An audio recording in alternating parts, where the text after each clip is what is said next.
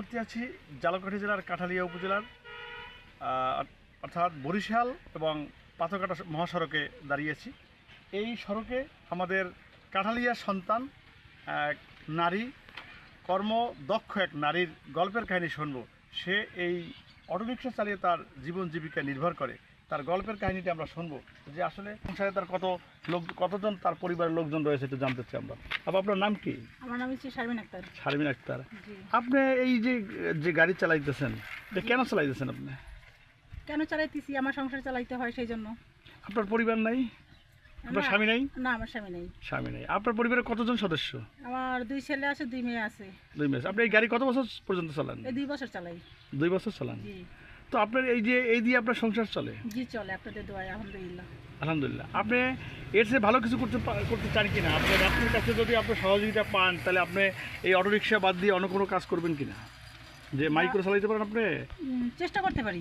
হ্যাঁ, চেষ্টা করতে পারি। যদি এরকম কেউ আসে সামনে যে এখান থেকে পরিবর্তন করে ওইখানে নেবে, তো আমার এই রোডে গাড়ি চালাতে কোনো অসুবিধা হয় না। আর সবাই বলে আলহামদুলিল্লাহ যে 2 বছর ধরে গাড়ি চালাইতেছি। যেরকম আপনি বলছেন যে খুব ভালো গাড়ি চালাই, এরকম সবাই বলে আমি খুব ভালো গাড়ি চালাই, ভালো ড্রাইভ করি। তো আমাদের এলাকায় যারা আমার চিনে, তো কারো গাড়িতে প্যাসেঞ্জার না হলে আমারটা মাশাআল্লাহ মানে খুব ভালো প্যাসেঞ্জার হয়। এই নিয়ে সবার আফসোসও করে, ঠিক আছে। তো আর শখ করে সবাই উঠে, আর আমি ভালো গাড়ি চালাতে যাই, এটা সবাই বাসায় গিয়েও বলে, ঠিক আছে। বাসায় গিয়েও বলে, বা অনেকে ফ্যামিলি নিয়ে চলে, তখন বলে যে মহিলা মানুষ কেমন গাড়ি চালায়। তা পুরুষরা বলে না, আপুর গাড়িতে অনেক চড়ছি, তা ভালোই গাড়ি চালায়, ভালোই ড্রাইভ করে, ছেলেদের চেয়ে ভালো, চড়ো কোনো সমস্যা নাই। আপনার ছেলে সন্তান কয়জন?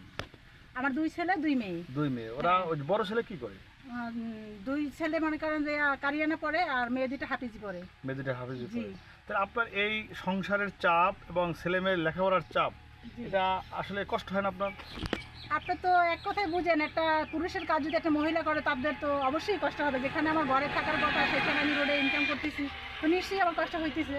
কিন্তু সেটা আমি পরোয়া করি না। আমি চাই যে আল্লাহ তাআলা আমাকে 4 জন ছেলে সন্তান দিয়েছে, 2 ছেলের পর 2 মেয়ে জন্ম দিয়েছে, তো আল্লাহ তাআলা ভালোবাসে, সেই দিকে আপনার ছেলে মেয়েকে মানুষ করার জন্যই তো এই পথে নেমেছেন। জি, আমি চাই যে আমি একজন নারী হিসেবে আপনার ছেলে মেয়ে মানুষ করার জন্যই আপনি পথে নেমেছেন। জি, আমার ছেলে সন্তানের জন্য আমি এই পথে নামছি, আর চাইছি যে হালাল পথে কীভাবে ইনকাম করা যায়, বা হালাল পথে ইনকাম করে আমি মানুষ করতে চাই আমার ছেলে মেয়ে, ঠিক আছে। যাতে তারা দেখে যে আমার মা কত কষ্ট করে ইনকাম করে তা আমাদের মানুষ করতেছে, বা এইভাবে যেন তারা হালাল পথে ইনকাম করে খাইয়ে তারাও যেন তাদের ছেলে মেয়েদের মানুষ করতে পারে।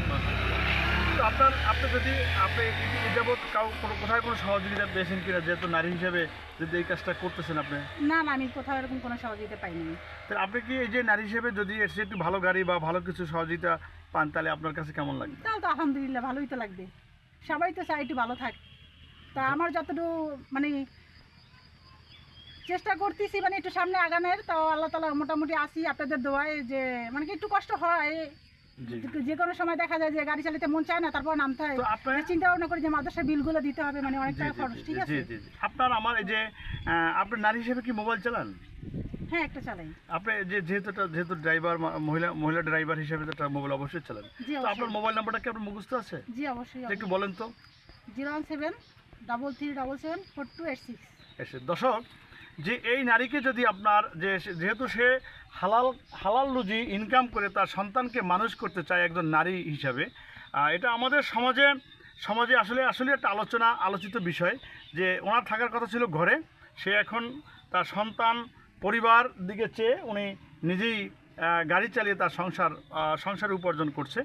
সেক্ষেত্রে যদি কেউ তাকে সহযোগিতা করতে চান, তাহলে ওনার যে মোবাইল নাম্বারটি দেওয়া হয়েছে, ওই নাম্বারে ওনার সাথে যোগাযোগ করলে উনি একটু উপকৃত হবে। যে দর্শক, আমি মনে করি যে ওনাকে একটু সকলের সহযোগিতা করা উচিত বলে আমি মনে করি। আসসালামু আলাইকুম।